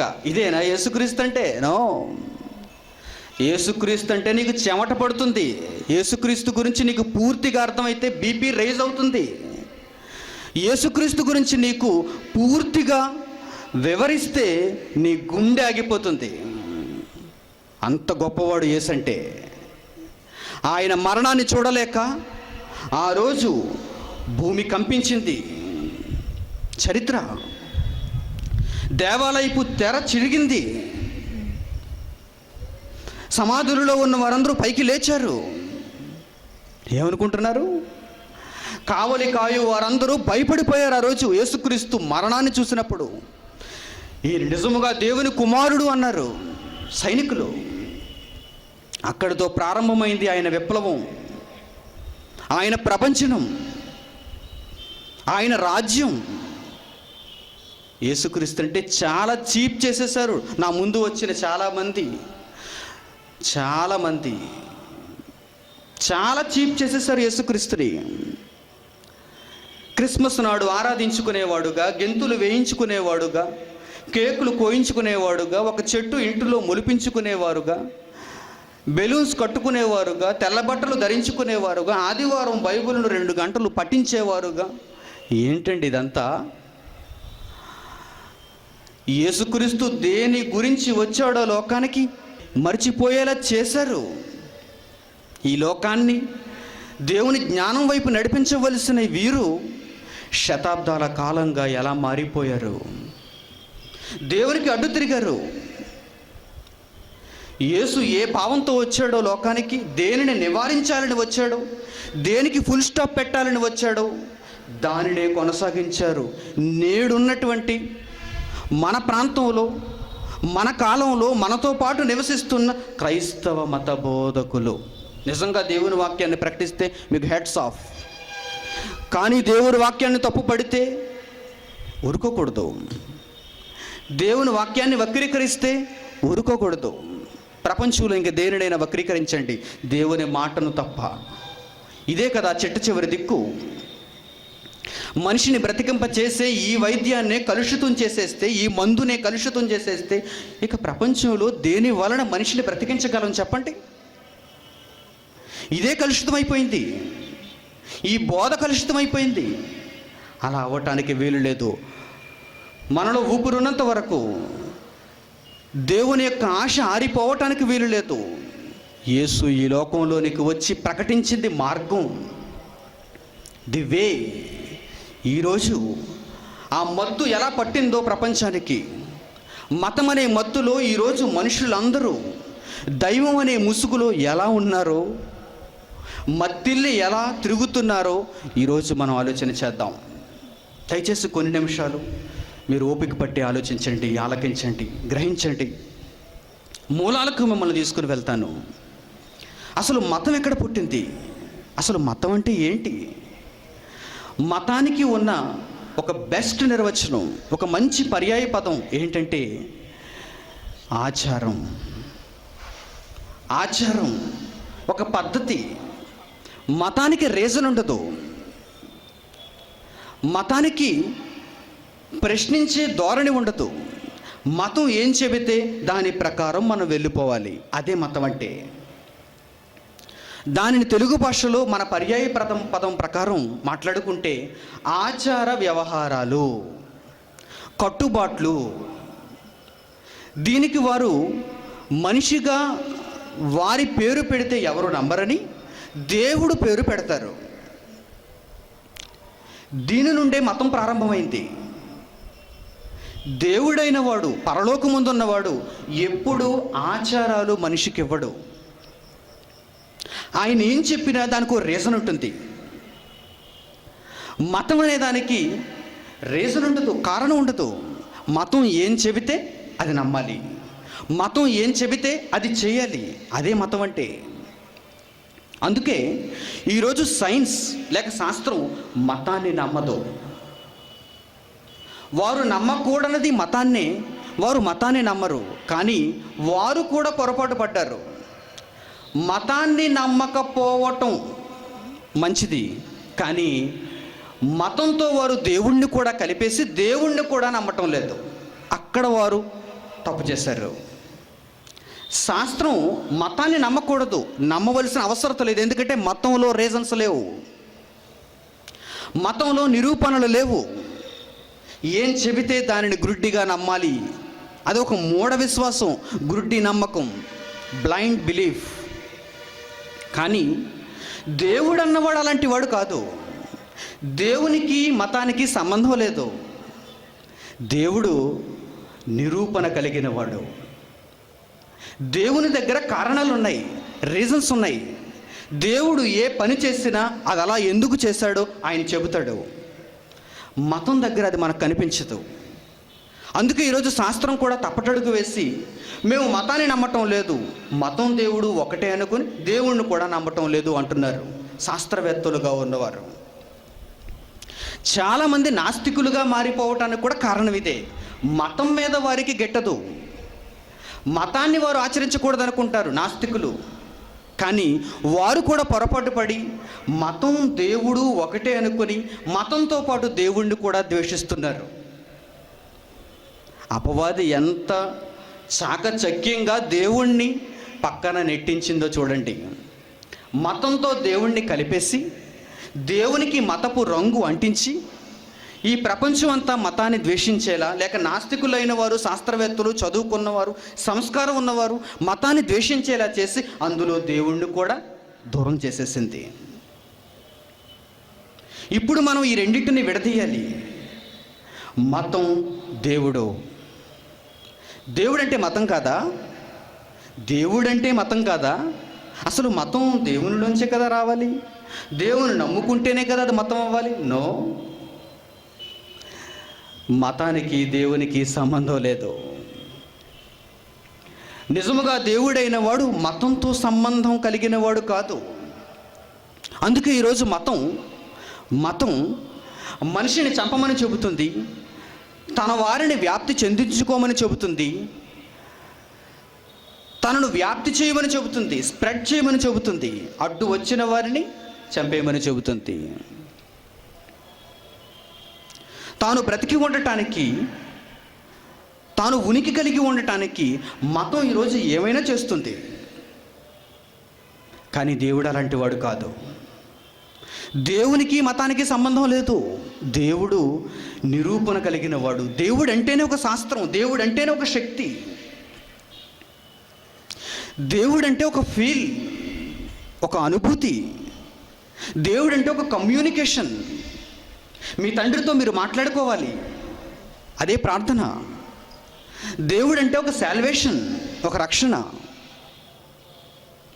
దేవుడు అంటే ఒక అద్భుతమైన లక్షణం కలిగిన వాడు, ప్రేమ అనే లక్షణం కలిగిన వాడు, దైవత్వం అనే లక్షణం కలిగిన వాడు. మతానికి దేవునికి సంబంధం లేనే లేదు. ఈరోజు మనం దానిని గూర్చి దేవుడు వ్రాయించిన కొన్ని సంగతులను మనం ఆలోచన చేద్దాం. ఇశ్రాయేలీల కాలంలో నిజముగా దేవుణ్ణి కలిగిన ఇశ్రాయేలీలు ఆనాటి కాలంలో కొన్ని ఆచారాలకు అలవాటు పడ్డారు. అందుకే మూలాలకు మనం వెళ్ళాలి. దేనికైనా ఇశ్రాయేలీలు దృష్టాంతాలుగా మనకు కనిపిస్తుంటారు. చరిత్రలో, పూర్వపు కాలంలో జరిగిన చరిత్రలో నిజమైన దేవుణ్ణి కలిగిన ఇశ్రాయేలీలు కొన్ని ఆచారాలను వారు వారి కొరకు ఏర్పాటు చేసుకున్నారు. దానిని గమనించిన దేవుడు, నేను మీకు దేవుణ్ణిగా ఉన్నప్పుడు మీరు మతపు ఆలోచనల్లోనికి వెళ్ళిపోతున్నారు, జాగ్రత్త అంటున్నాడు. మీరు మతస్థులు కారు, మీరు నా పిల్లలు, నా కుమారులు, నా వారు, లోకానికి నన్ను తెలియచేయవలసిన వారు. మీ ద్వారా క్రీస్తు రాబోతున్నాడు, చెబుతాడు ఆయన దీని అంతటి గురించి. మీరు ఇంకా వెయిట్ చేయండి, ఆ యేసు వచ్చేంత వరకు కనిపెట్టి చూడండి. కానీ వీరు చాలా ఆచారాలకు అలవాటు పడిపోతున్నారు. అప్పుడు దేవుడు నోరు విప్పాడు ఇర్మియా ప్రవక్త ద్వారా. ఏమంటున్నాడు ఒకసారి చూద్దాం. గ్రంథము 10వ అధ్యాయము 1వ వచనం నుంచి, ఇశ్రాయేలు వంశస్థులారా, యెహోవా మిమ్మును గూర్చి సెలవిచ్చిన మాట మీరు వినండి. యెహోవా సెలవిచ్చుచున్నదేమనగా, నేను మీకు దేవుణ్ణిగా ఉన్నప్పుడు, నేను మీకు ధర్మాన్ని ఇచ్చినప్పుడు మీకెందుకయ్యా ఆచారాలు, మీకెందుకయ్యా మతాలు, మీరెందుకయ్యా మతంలోనికి వెళ్ళిపోతున్నారు? అన్యజనుల ఆచారములను అభ్యసింపకుడి, అన్యజనుల ఆచారములను అభ్యసింపకుడి. ఆకాశమందు అగపడు చిహ్నములకు జనములు భయపడును. ఎందుకంటే ఇంకా దేవుని రక్షణ ప్రతి ఒక్కరికి, జనాంగం అంతటికి వెల్లడిపరచబడలేదు. ఇశ్రాయేలీలు మాత్రమే దేవుణ్ణి కలిగి ఉన్నారు. యేసుక్రీస్తు వచ్చేంత వరకు ఇశ్రాయేలీలకు మాత్రమే దేవుడు తన ధర్మాన్ని ఇచ్చాడు. అందుకే దేవుడు పలికించిన ఆ మాట మీరు చూడగలిగితే, అన్యజనులు ఆచరించినట్లుగా ఆ మతం జోలికి మీరు వెళ్ళకండి. ఆకాశంలో చిహ్నములు కనపడుస్తున్నాయి, వాటికి జనములు భయపడతారు, కానీ మీరు వాటికి భయపడకండి. జనముల ఆచారములు వ్యర్థములు. అడవిలో ఒకడు చెట్టు నరుకున్నట్లు అవి నరకబడును. అది పనివాడు గొడ్డలితో చేసిన పని. ఈ ప్రకృతిలో మీరు చూసిన కొన్ని సూచనలకు మీరు భయపడిపోతున్నారా? దానిని బట్టి ఒక మతాన్ని ఏర్పరచుకుంటున్నారా? ఇశ్రాయేలీలారా, నా మాట వినండి. నేను మీ దేవుణ్ణి, నేను మీ దేవుణ్ణి. నేను మత వ్యాప్తి చేసే మత ప్రబోధకుడిని కాదు, మతాన్ని సృష్టించినను కాదు. నాకు మతానికి సంబంధం లేదు, నాకు ఆచారానికి సంబంధం లేదు. మీరు ఏ ఆచారాన్ని ఆచరించకండి.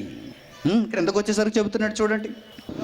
6వ వచనం, యెహోవా నిన్ను పోలిన వాడెవడునూ లేడు, నీవు మహాత్మ్యము గలవాడవు, నీ శౌర్యమును బట్టి నీ నామము ఘనమైనదాయను. ఏంటయ్యా నీ గొప్పతనం? నీవు మతాన్ని ప్రారంభించిన వాడవు కాదు, నీకు మతానికి సంబంధం లేదు. నీవు దేవుడవు, నీవు చాలా గొప్పవాడవు, నిన్ను పోలిన వాడెవడు లేడు. 7వ వచనం, జనములకు రాజా, నీకు భయపడని వాడెవడు? జనముల జ్ఞానులందరిలోనూ వారి రాజ్యములన్నిటిలోనూ నీ వంటి వాడెవడునూ లేడు గనుక నరులు నీకు భయపడుట అనుగుణ్యము. 10వ వచనం, యెహోవాయే నిజమైన దేవుడు, ఆయనే జీవము గల దేవుడు, సదాకాలము ఆయనే రాజు, ఆయన ఉగ్రతకు భూమి కంపించును. ఇది దేవుడంటే. ఇది మతం కాదు, ఇది ఆచారం కాదు. ఆయన ఏం చెబుతున్నాడు? నేను మిమ్మల్ని పరిపాలించే ఒక రాజును అన్నాడు. ఆయన సైన్యములకు అధిపతి అయిన రాజును. రాజు అంటే భూమి మీద ఒక సింహాసనం ఉండాలి, అతనికంటూ కొంత సైన్యం ఉండాలి, అతనికంటూ కొంత అధికారం ఉండాలి, అతనిని మేము కల్లారా చూడాలి అనుకుంటున్నారా? ఈయన అలాంటి రాజు కాదు. 60-70 ఏళ్ళు బ్రతికి ఉండి తర్వాత ముసలైపోయి చనిపోయే రాజు కాదు ఈయన. ఎవర్ గ్రీన్, ఎవర్ లాస్టింగ్, ఆది అంతము లేని రాజు ఆయన. మీ తరంలో ఉన్నాడు, మీ తండ్రి తరంలో ఉన్నాడు, మీ తాత తరంలో ఉన్నాడు, ఆదాము తరంలో ఉన్నాడు. భూమి మీద మనిషి మనుగడ లేనప్పుడు కూడా ఆయన రాజుగా ఉన్నాడు. తరువాత భావి తరాలకు ఆయన రాజు కాబోతున్నాడు. అంత గొప్పవాడు ఆయన. ఆయన మత వ్యాప్తి చేసేవాడా? కాదు. ఆయన ప్రజలను పరిపాలించేవాడు. He's the God. ప్రజల మేలు చూసేవాడు. ఆయన ఒకవేళ కోపిస్తే ఏం చెప్పాడు చూడండి, ఆయన ఉగ్రతకు భూమి కంపించును, జనములు ఆయన కోపమును సహింపలేవు. ఇది దేవుడంటే. శాస్త్రం నమ్మదండి, శాస్త్రం నమ్మదు. నేపాల్లో భూకంపం వచ్చింది. ఇండోనేషియాలో ఎప్పటికప్పుడు భూకంపాలు వస్తుంటాయి. మన దేశాన్ని కూడా భూకంపం తాకింది. తీవ్రత ప్రమాదం పొంచి ఉంది అని ఇంకా ఫోర్కాస్ట్ చేస్తున్నారు, భవిష్యత్తు చెబుతున్నారు. ఎప్పటికైనా మీ ప్రాంతాలకు కూడా భూకంపపు ముప్పు పొంచి ఉంది చెబుతున్నారు. కానీ మతం అనే రంగు పూసి దేవుణ్ణి మతంలాగే చూశారు కనుక ఈ శాస్త్రవేత్తలు భూకంపానికి ఉన్న ఆ ఆధారం వీరికి అర్థం కాలేదు. ఎందుకు వచ్చింది అని ప్రజలందరూ వారిని ప్రశ్నిస్తే, ఆ డిపార్ట్మెంట్ని ప్రశ్నిస్తే, భూగర్భ శాస్త్రవేత్తలను అడిగితే లోపల పలకలు సర్దుకుంటున్నాయి, అందుకే ఏం జరిగింది, భూకంపం వచ్చింది. పలకలు సర్దుకుంటున్నాయా? వాటికవే సర్దుకుంటున్నాయా? ఎన్నాళ్ళు సర్దుకోలేదు మరి? 1950 1900 సంవత్సరం నేను పుట్టినప్పుడు అప్పుడు సర్దుకోలేదు నేపాల్లో, ఇప్పుడు ఎందుకు సర్దుకుంటున్నాయి? పోనీ పలకలు సర్దడానికంటే ఎవరో ఉండాలిగా. మీ షెల్ఫ్లో పుస్తకాలు సర్దాలంటే ఎవరో ఒకరు వెళ్ళాలి, వాటి అంతటా అవే సర్దుకుంటాయా? చిందర వందరగా అన్నీ పడిపోయినప్పుడు మీరు వెళ్ళాలి. అయ్యో మొత్తం పుస్తకాలన్నీ కింద చల్లా చెదురుగా పడిపోయి ఉన్నాయి, నేను దేనికి అది షెల్ఫ్లో పెట్టుకోవాలి. మీరు పని చేస్తే పుస్తకాలు సర్దుకుంటాయి. భూమిలో పలకలు సర్దుకోవాలంటే నీవు చెప్పిన థియరీ కరెక్ట్ కావచ్చు, దానికి బేస్ నా దగ్గర ఉంది. ఆయన వ్రాయించిన మాట, భూమి గతించిన ఆకాశం గతించిన దేవుని మాటలలో పొల్లు కూడా పోదు. అది దేవుడు నాకు ఇచ్చిన ఎవిడెన్స్. ఆయన మాటల మీద మీకు ఎందుకు అంత గొప్పతనం, ఆయన మాటల మీద మీకు ఎందుకు అంత నమ్మకం అంటే దేవుడిచ్చిన లైసెన్స్ ఇది, దేవుడిచ్చిన అధికారం ఇది. ఆయన ఉగ్రతకు భూమి కంపించును నేపాల్. ఇప్పుడు మీరు చేయాల్సిందేంటో తెలుసా? దేవునికి లోబడాలి, దేవుని తప్పు అడగాలి. తండ్రి మా వలన తప్పైంది, మా వలన నేరం జరిగింది, మేమేం చేయాలో చెప్పు. వెంటనే మీ ప్రాంతం అంతా సుభిక్షంగా మారిపోతుంది. దేవుని చల్లని చూపు నేపాల్ మీద పడుతుంది. కానీ వారు నమ్ముతారా? ఏంటో బైబిల్లో 2 మాటలు తీసుకొచ్చి మాకు చెప్పారు, ఇది మతం. మణికుమార్ అనే ఒక మత ప్రబోధకుడు వచ్చాడని పేపర్లు రాసేస్తారు. వీరికి అసలే తొందర ఎక్కువ. ఏం తెలుసయ్యా నీకు?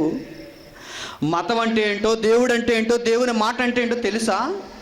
మనిషి వలన ప్రారంభమవుతుంది మతం అంటే, దేవుని వలన ప్రారంభమవుతుంది దేవుని జ్ఞానం అంటే.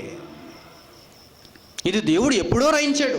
నేపాల్కు భూకంపం వచ్చిన తర్వాత దేవుడు చూసుకొని, ఓహో నేపాల్కు భూకంపం వచ్చింది కదా, ఇప్పుడు నేను రాయించేద్దాం అని రాయించలేదు ఈ మాట.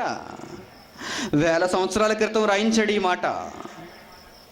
దేవుని సన్నిధిలో మీరు భయపడకపోతే, మీరు వణకకపోతే, మీరు దేవుని కొరకు ఆలోచించకపోతే, మీ పాపం పండితే కింద భూమిలో ప్లేట్లు సర్దుతాడు ఆయనే. ప్లేట్లు సర్దితే మీ మేడలన్నీ 2 అంతస్తులు 3 అంతస్తులు 10 అంతస్తులు అపార్ట్మెంట్లు పేక మేడల్లా కూలిపోతాయి. ఇది దేవుడు. అందుకే ఆయన చెప్పాడు, మీరు ఆచారాలు కాదు నమ్మవలసింది, సూచనలు కాదు నమ్మవలసింది, ఆకాశంలో కనిపించే వాటిని, ప్రకృతిలో కనిపించే వాటిని. అప్పుడప్పుడు మీరు దినపత్రికలో చూస్తుంటారు, కొబ్బరికాయ పొరపాటున 2 కొబ్బరికాయలు కలిసి బొండం కింద వస్తుందండి, వెంటనే ఫోటో తీసి వింత 2 కొబ్బరికాయలు ఒకే బొండంగా ప్రత్యక్షమయ్యాయి అని మీకు చూపిస్తాడు. ఏంటి జరుగుతాయి? ప్రకృతిలో అలాంటివి జరుగుతుంటాయి. ఆయన ప్రకృతిది. ఒకే కానుపులో 3 పిల్లలు పుడతారు, ఆయన ఇస్తున్నాడు బహుమానం. 3 గిఫ్ట్లు ఇచ్చేసాడు ఒకేసారి. ఒకే కానుపులో 7 మంది 7 గిఫ్ట్లు ఇచ్చాడు వారికి. 7 గిఫ్ట్లు. ఒక్కొక్కసారి మనకు ఒక్కొక్క గిఫ్ట్ తీసుకువెళ్ళటం వాడుక. దేవుడికి అప్పుడప్పుడు 2 గిఫ్ట్లు 3 గిఫ్ట్లు, అవసరమైతే 7 గిఫ్ట్లు 10 గిఫ్ట్లు ఇవ్వటం కూడా ఆయనకు వాడుక. బహుమానాలు కదా దేవుడు ఇచ్చే గర్భఫలాలన్నీ బహుమానాలు కదా. చిన్ని వాటిని చూచి భయపడే మనిషి, ఒక వంకాయ 2 కలిపి పుట్టిందనుకోండి, దానికి పూజలు చేసేస్తారు. ఈరోజు మనిషి అజ్ఞానం ఎంత ఎత్తుకు ఎదిగిందంటే తారాస్థాయికి వెళ్ళిపోయింది. ఒకవైపు శాస్త్ర పరిజ్ఞానంలో మేము గొప్పవారం, మేము వెళ్ళిపోతున్నాం, ఇంటర్నెట్ రంగంలో మేము అడుగులు ముందుకు వేస్తున్నాం అని చెప్పుకుంటున్న మనిషి మతం విషయంలో ఎంత దిగజారిపోతున్నాడో చూడండి. దేవుణ్ణి మాత్రం అర్థం చేసుకోలేకపోయాడు. అందుకే ఇశ్రాయేలుకు చెబుతున్నాడు దేవుడు, మీరు నా వారు, నా ప్రజలు, నన్ను కలిగిన వారు, నేను దేవుణ్ణి. మీరు ఆచారాలను అభ్యసింపటానికి వీలు లేదు, ఎందుకంటే అది మతం. మరొక మాట చూడండి, అధ్యాయము 23వ వచనం. నిజముగా యాకోబులో మంత్రం లేదు. మతం కాదది. యాకోబుకు దేవుడు తోడై ఉన్నాడన్న విషయం మతం కాదు. అంటే ఇశ్రాయేలీలు ఆ రోజు ఐగుప్తు దేశం నుండి విడిపింపబడినప్పుడు వారికి ఎదురుగా అడ్డుగా వచ్చిన ఆ ఎర్ర సముద్రాన్ని చీల్చాడు ఆయన. అందులో మంత్రం లేదు, అది ఆయన సైన్స్, అది ఆయన టెక్నాలజీ. దానిని చూచిన చాలామంది, దానిని చదివిన చాలామంది దేవుడు మంత్రం వేసి ఉంటాడు, ఆ మంత్రం వలన ఎర్ర సముద్రం 2 పాయలుగా చీలిపోయింది. సముద్రం 2 పాయలు అవ్వటం ఎక్కడైనా ఉందా? విన్నామా? కన్నామా? అందులో నుంచి ఆరిన నేల మీద ఇశ్రాయేలీలు అందరూ నడిచి వెళ్ళిపోయారు. ఆ తర్వాత సముద్రం కలిసిపోయింది. వెనక వచ్చిన ఐగుప్తు సైన్యములన్నిటినీ మృంగివేసింది, చంపేసింది. ఇదో మంత్రం అనుకున్నారా? నో, దేవుడు గాలిని వేయింపచేశాడు ఆ సముద్రం మీద. అది ఆయన టెక్నాలజీ. గాలిని విసిరేలా చేశాడు. మోషే కర్ర ఎత్తి చాపాడు, అది ఇశ్రాయేలీలంతటికి సూచన. కానీ దేవుడు ఎలా జరిగించాడు? ఆ ఎర్ర సముద్రాన్ని ఎలా పాయలుగా చేశాడు? గాలిని పంపించాడు దేవుడు. ఏంటి, గాలి వెళితే సముద్రం 2 పాయలుగా చీలిపోతుందా? చీలిపోతుంది. మీకు దీనికి ఉదాహరణ కావాలి అంటే 2-3 నీటి బొట్టులు కలిపి ఒక ముద్దగా ఒక టేబుల్ మీద వేయండి. ఒక పెద్ద నీటి బిందువుగా మీకు కనిపిస్తుంది. ఎటు ప్రవహించకుండా ఒక పెద్ద నీటి బిందువుగా కనిపిస్తుంది. దాని సెంటర్లో మీరు ఒక గాలి పంపు పెట్టి గట్టిగా ఊదండి, గట్టిగా కొట్టండి, అది 2 భాగాలు అయిపోతుంది. చిన్న నీటి బిందువు కనుక చిన్న పంపు సరిపోయింది. ఇది మీ కెపాసిటీ, ఇది మీ టెక్నాలజీ. దేవుడి దగ్గర, దేవునికి భూమి చిన్న బంతి, దేవునికి సూర్యుడే చిన్న బంతి. ఏమన్నాడు తెలుసుగా ఆయన? పగటి నేలుటకు ఆకాశములో నేను ఒక జ్యోతిని సృష్టింపబోతున్నాను అన్నాడు. ఏంటా జ్యోతి అనుకున్నాం మనం? అదే సూర్యుడు. మనకు తెలిసిన జ్యోతులు చిన్న చిన్న జ్యోతులు, ఇదిగో ఇక్కడ ఉన్నాయి హాలోజన్ ల్యాంప్స్, ఇవన్నీ చిన్న చిన్న జ్యోతులు. జ్యోతి, వెలుగు, దీపం. దేవుడు అంటున్నాడు, పగటిని ఏలుటకు ఒక లైట్ పెడతాను నేను పైన అంటున్నాడు. ఆ లైట్ ఎవరో తెలుసా? సూర్యుడు. మీరున్న ఈ భూమి ఆ లైట్ కంటే ఎంత చిన్నదో తెలుసా? 13 లక్షల రెట్లు చిన్నది. అంటే ఆ సూర్యునిలో, ఆ వైశాల్యంలో 13 లక్షల భూములు ఇమిడిపోతాయి. అంత చిన్నది దేవుని దృష్టిలో, మనకు చాలా పెద్దది. ఇప్పుడు చెప్పండి, ఆయన ఎర్ర సముద్రాన్ని పాయలుగా చేయాలంటే చిన్న గాలి పంపిస్తే చాలు, ఎర్ర సముద్రం పాయలైపోయింది. మేఘాన్ని పంపించాడు మీకు నీడ కలగటానికి. 6 లక్షల కాల్పలనక ఇప్పుడు పంపించటంలే. ఎంతమంది మనుషులు ఉన్నారు ఆంధ్రప్రదేశ్లో? ఎన్నాళ్ళుగా ఎండలు అనుభవించారు, ఎన్నాళ్ళుగా కష్టం అనుభవించారు. గత వారం రోజులుగా మీరు నీడను అనుభవించట్లే. ప్రభుత్వం వల్ల అనుకున్నారేమో? కాదు కాదు. మన శాస్త్రవేత్తలు మన మీద జాలి చూపించి మేఘాన్ని పంపించారు అనుకున్నారా ఏంటి? నో, ఎవరి వల్ల చేత కాదు. ఇది ప్రకృతిలో జరిగే ఈ కార్యక్రమాలన్నీ ఎవరి చేత కాదు, ఆయన టెక్నాలజీ ఇది. దానంతట అదే వస్తుంది అనుకోవటం పొరపాటు, అవివేకు, మూర్ఖత్వం. ఏది రాదు దానికంతటదే. మీరే ఇక్కడి వరకు రాలేదు. మీ అంతటా మీరు కష్టపడి ఇంధనాన్ని ఖర్చు చేసి పెట్రోల్ కొట్టించుకొని లేక నడిచి శ్రమను ఉపయోగించి ఇక్కడికి వచ్చారు. తిరిగి వెళ్ళాలన్నా మీ అంతటా మీరు ఇక్కడ ప్రత్యక్షం, ఇక్కడ మీరు మాయమైపోయి నేను ఇంటిలోనికి నేను వెళ్ళిపోవాలి అని ఇంటిలో ప్రత్యక్షం అయిపోగలరా? లేదు, వెళ్ళాలి, ప్రయాణం చేయాలి. దానంతటదే ఏది రాదు. మనిషి అవివేకి కదా. మత వ్యాప్తిలో, మతపు ముసుగులో దేవుణ్ణి చూస్తున్నాడు కనుక దానంతటా అదే వచ్చేస్తుంది సూర్యుడు అంటున్నాడు, దానంతటా అదే వచ్చేస్తుంది మేఘం అంటున్నాడు, దానంతటా అదే వచ్చేస్తుంది ఋతువులు అంటున్నాడు. No no no no no no. దీనంతటికీ ఒక ప్రత్యేకమైన విభాగం దేవుని దగ్గర ఉంది. ఆయన రాజు, ఆయన పరిపాలిస్తున్న ఒక అధిపతి, ఆయన దగ్గర సైనిక యంత్రాంగం ఉంది, సైన్యములకు అధిపతి ఆయన. ఆయన దగ్గర ఓ చట్టం ఉంది, ఆయన దగ్గర ఓ ప్రభుత్వం ఉంది. ఈరోజు చూపిస్తాను ఆ మాటలు మీకు. దేవుడంటే మతం కాదు, దేవుడంటే సైన్స్. దేవుడంటే ఒక నిరూపణ, ఒక రుజువు, ఒక రిజల్ట్. చూద్దాం. దేవుడు తాను రాయించిన మాటలలో మన కొరకే నిక్షిప్తం చేశాడు. ఒకవేళ ఆయనను మతం అనుకుంటారని ప్రజలంతా, ఆత్మ సంబంధి అయిన వాడు నన్ను నిరూపించాలి అనుకుని దేవుడు రాయించిన మాటలు కొన్ని ఉన్నాయి. దేవుడు రాయించిన మాటలు కొన్ని ఉన్నాయి. మన పూర్వీకుల్లో చాలామంది శాస్త్రం పరిణితి చెందకముందు భూమి బల్లపరుపుగా ఉంది అనుకునేవారు. చిన్నప్పుడు మీరు పుస్తకాలలో కూడా చదువుకున్నారు. చాలామంది భూమి బల్లపరుపుగా ఉంది అని. ఆ తర్వాత కొంతమంది శాస్త్రవేత్తలుగా పుట్టినవారు ఈ భూమి బల్లపరుపుగా లేదు, దీర్ఘ చతురస్రాకారంలో లేదు, చతురస్రాకారంలో లేదు, ఇది ఒక గోళాకారంలో ఉంది అని చెప్పారు. అలా చెప్పినటువంటి వారిలో ముఖ్యులైన వారిని మీకు ఈరోజు చూపిస్తాను. దానికంటే ముందు యోబు గ్రంథం, దేవుడు వ్రాయించిన ఈ మాట చూడండి.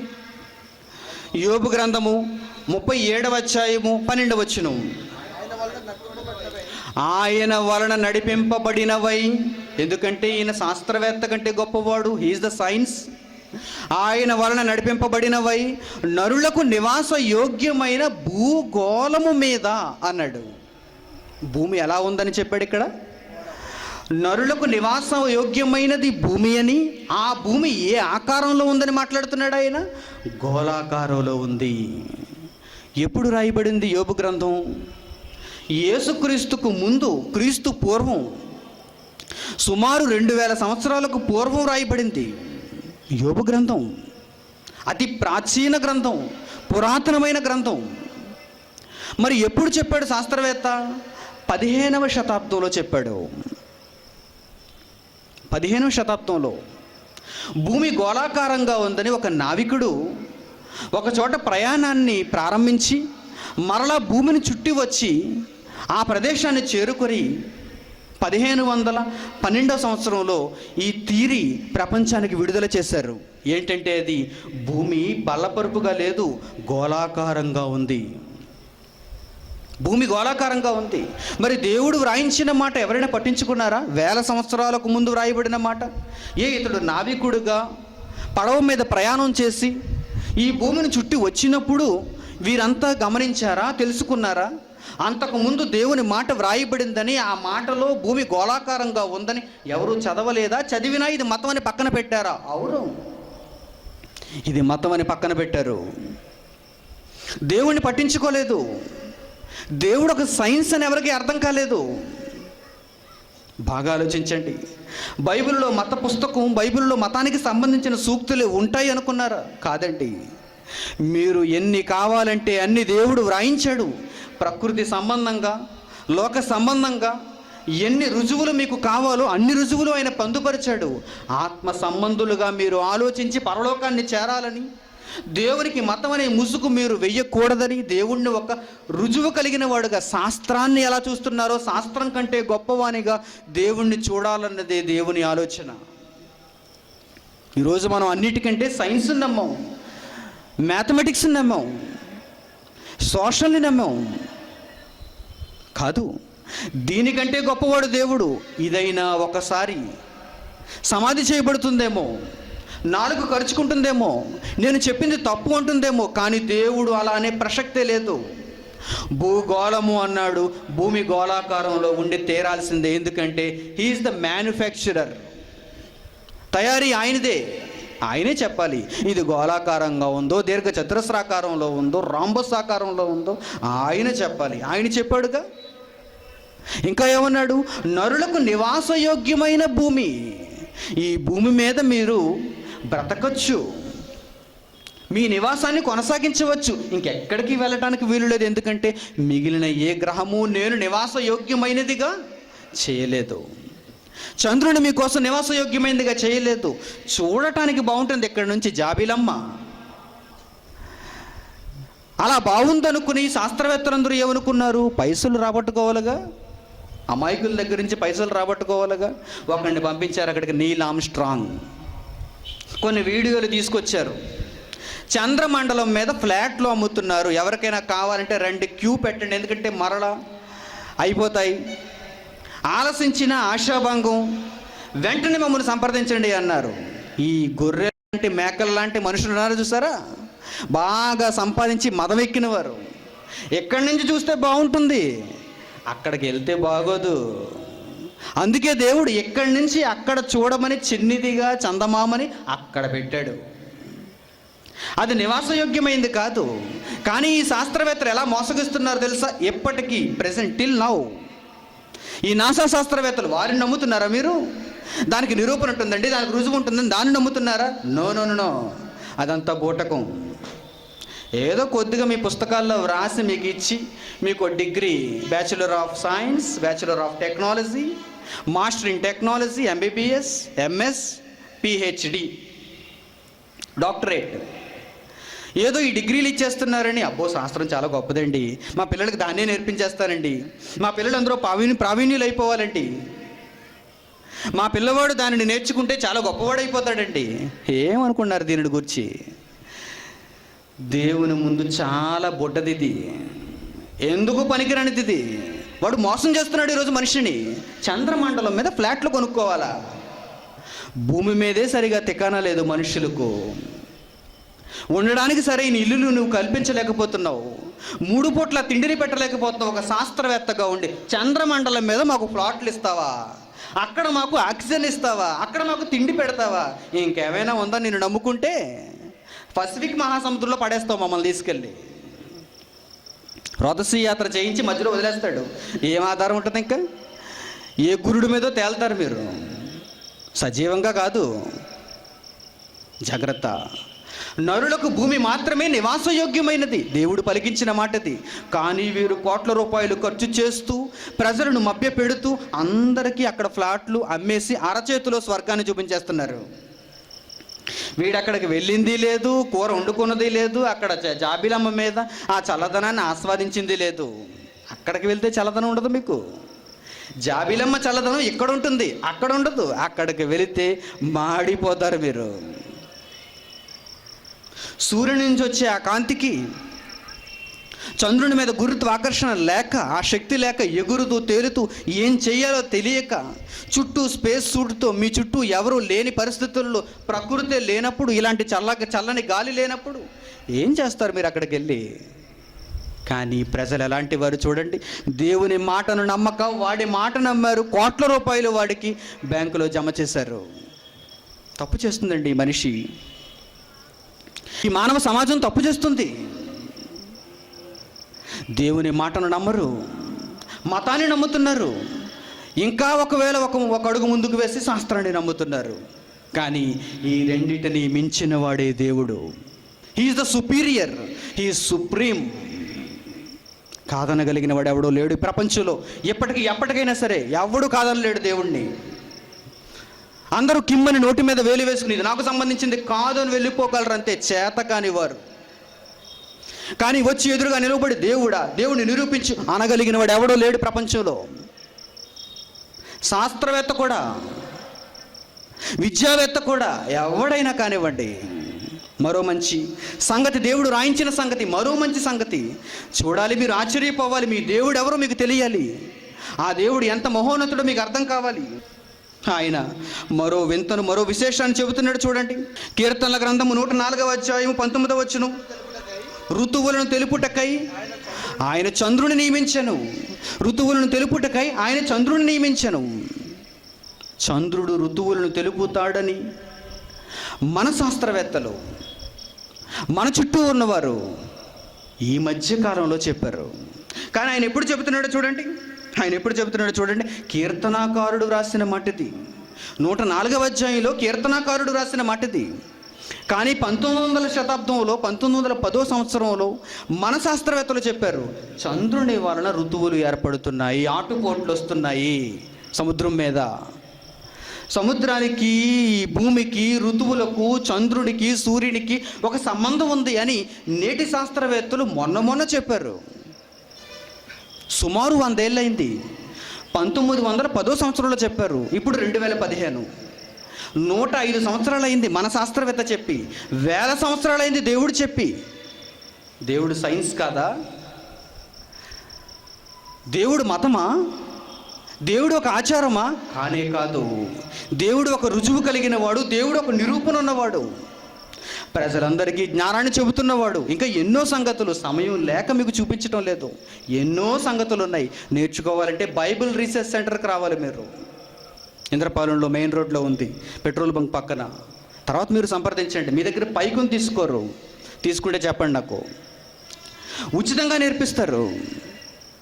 మీరు వస్తే బైబిల్లో ఉన్న ఈ మహాజ్ఞానాన్ని ఉచితంగా నేర్పిస్తారు. ఎక్కడెక్కడికో వెళ్ళిపోతున్నారు మీరు, సుదూర ప్రాంతాలకు వెళ్ళిపోతున్నారు మీరు, ఏదో చూడాలని వెళ్ళిపోతున్నారు. యెరూషలేములో ఏముందర్రా? యెరూషలేములో ఏముంది? యోర్దాను నదిలో ఏముంది? అక్కడికి వెళ్ళమన్నాడా దేవుడు మిమ్మల్ని? తీర్థయాత్రలు చేయమన్నాడా దేవుడు మిమ్మల్ని? మొక్కులు ఇవ్వమన్నాడా దేవుడు మిమ్మల్ని? దేవుడి మీద నాకు అపారమైన భక్తి అండి. ఎక్కడికి వెళ్ళిపోవాలి నేను ఇప్పుడు? కొండకు వెళ్ళిపోవాలి. ఎక్కడుంది అది? గన్నవరం దగ్గర ఉంది, లేకపోతే కేరళలో ఉంది, లేకపోతే తమిళనాడులో ఉంది. ఏంటి ఈ భక్తి? ఇది భక్తి కాదు, ఇది మతం.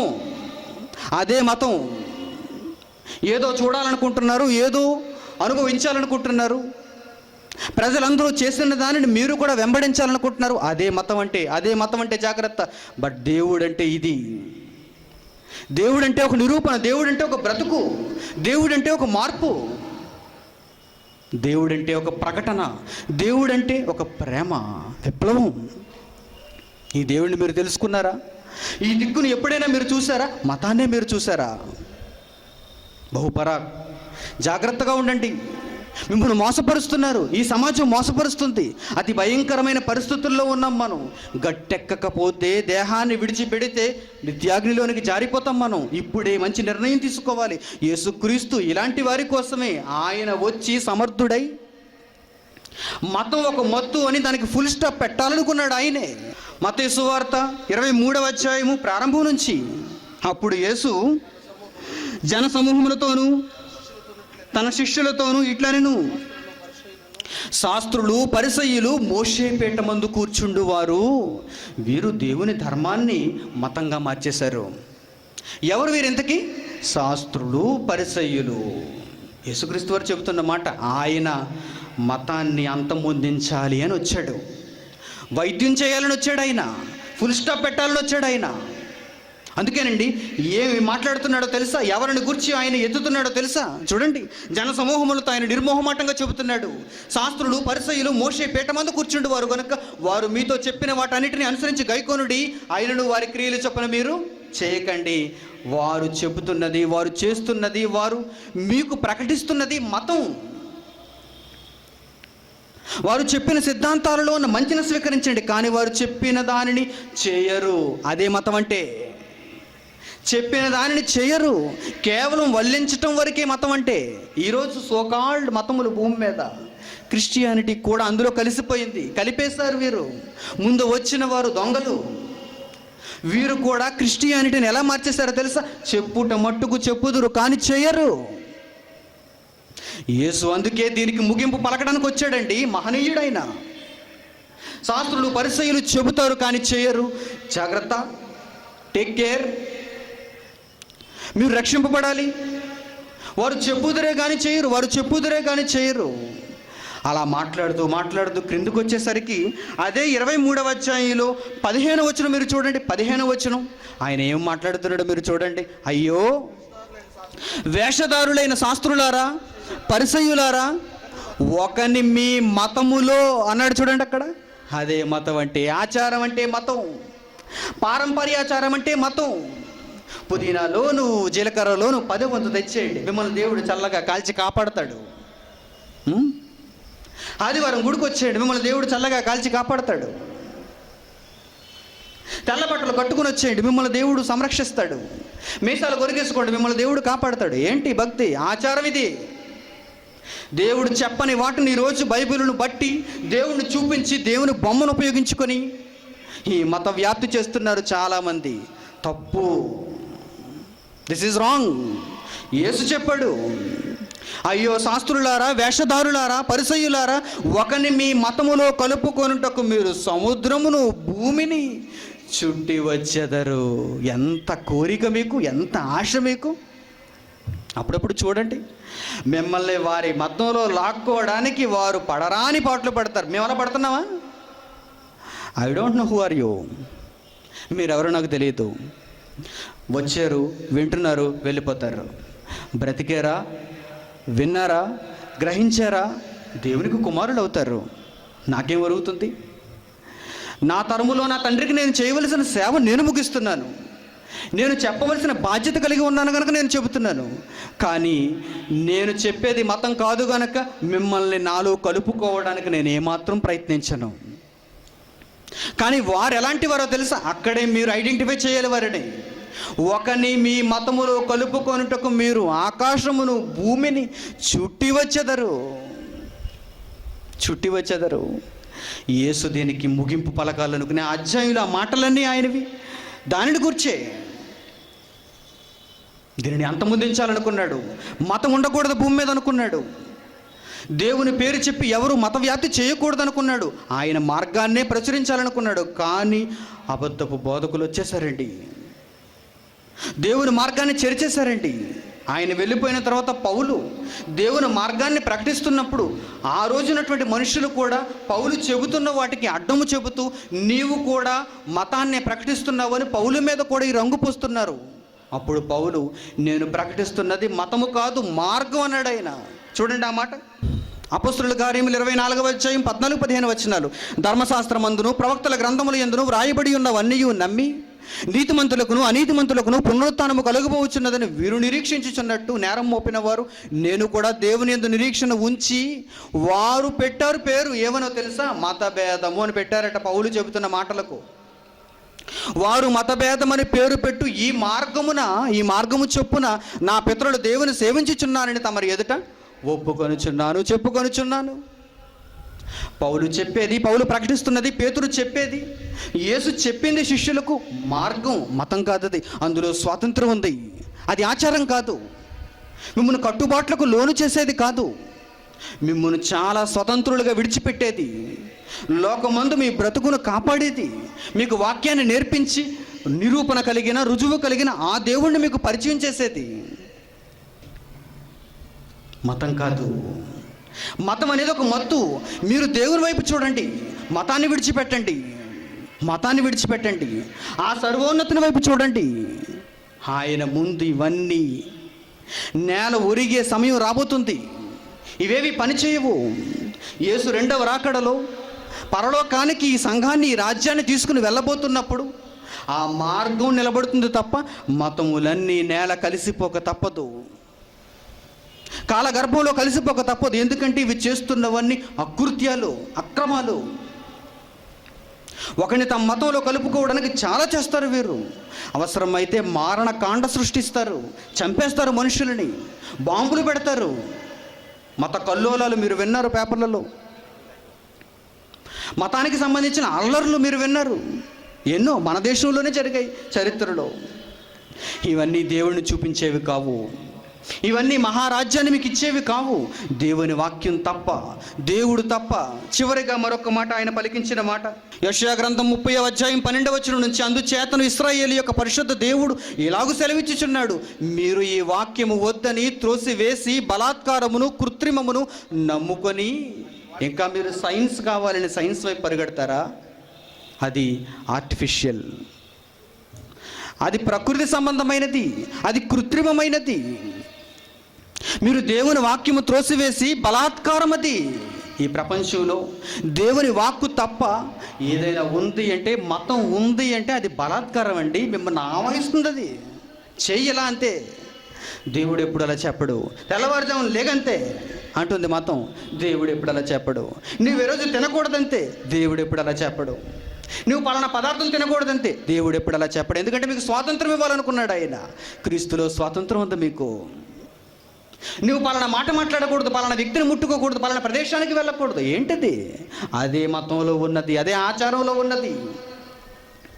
కానీ దేవుని దగ్గర అది లేదు. దేవుని దగ్గర స్వాతంత్రం ఉంది.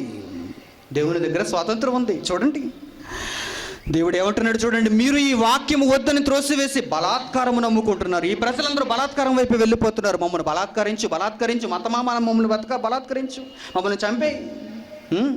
బలాత్కారము నమ్ముకున్నారు, కృత్రిమము నమ్ముకుంటున్నారు. సైన్స్ ఒకవైపు, టెక్నాలజీ ఒకవైపు, శాస్త్రం ఒకవైపు. అది కృత్రిమమైనది, దట్ ఈస్ నాట్ న్యాచురల్. ఈరోజు మనకు కనిపిస్తున్నటువంటి ఈ సైన్స్ అంతా, ఈ టెక్నాలజీ అంతా కృత్రిమమైనది కాదా? ఈ ప్రకృతిని పాడు చేస్తున్నది కాదా? ఒకప్పుడు ఎలా ఉండేది? సస్యశ్యామలంగా ఉండేది కాకినాడ పట్టణం, ఇప్పుడు కలుషితమైపోయింది. ఎందుకు ఇంత భారీ ఉష్ణోగ్రత? ఎందుకు సకాలంలో వర్షాలు కురవటం లేదు? ఎందుకు వరదలై పంటలన్నిటిని నాశనం చేస్తున్నాయి? ఎందుకు రోగాలు వచ్చేస్తున్నాయి? ఎందుకు భూకంపాలు వచ్చేస్తున్నాయి? టెక్నాలజీ కదా. ప్రతి ఇంటికి ఏసీ, ప్రతి కారుకి ఏసీ. ఇంధనం వాడకం పెరిగిపోయింది, కార్బన్ డైఆక్సైడ్ వాడకం పెరిగిపోయింది, విలువలు పెరిగిపోయాయి వాతావరణంలో. గ్లోబల్ వార్మింగ్, చాలా పేర్లు పెట్టారు మీరు. కానీ దీనంతటికీ కారణం కృత్రిమమైన పద్ధతులు అని ఆలోచించారా ఈ మనుషులు? లేదు. ఇంకా దాని వైపే పరుగులు తీస్తున్నారు. ఇంకా మాకు అదే కావాలనుకుంటున్నారు. కృత్రిమమైనది. దేవుడు అదే అన్నాడండి. ఆయన మాట అండి, ఆయన మాటది. ఇది ఎక్కడ దొరకదు మనకు. ఏ పుస్తకాల్లోనూ ఇది రాయించలేదు, ఎవరు దీని గురించి చర్చించలేదు. కానీ దేవుడే మాట్లాడుతున్నాడు. ఆయనకి ఎవరు స్వరం ఇచ్చారు చెప్పండి? ఆయన ఎప్పటి నుంచో నోరు మెదపకుండా కూర్చుని ఉన్నాడు. ఎవరు వింటారు? ఎవరు నా తరపున వెళ్తారు? ఎవరు మాట్లాడతారు నా తరపున? వ్రాయడం అయితే వ్రాసాను, వారి చేతుల్లో ఉండటం అయితే ఉన్నది. కానీ బహిరంగంగా దీని ద్వారా ఎవరు చెబుతారు? మహాసమాజానికి ఎవరు తెలియజేస్తారు? నడి బొడ్డును చెప్పాలి. విన్నవాడు మారాలి. ఎవడో ఒకడు ఉంటాడు మారేవాడు. వాడే దేవునికి కావలసిన వాడు, వాడే సమర్థుడు. అలాంటి వాడి కోసమేనండి ఈ సభ. అందరూ మారకపోవచ్చు, కానీ ఒకరు ఉంటారు దేవుని కోసం, వింటారు బాగా. వారు దేవుని కోసం నిలబడాలనుకుంటారు. వదిలి వెళ్ళిపోయేవారు కాదు వారు.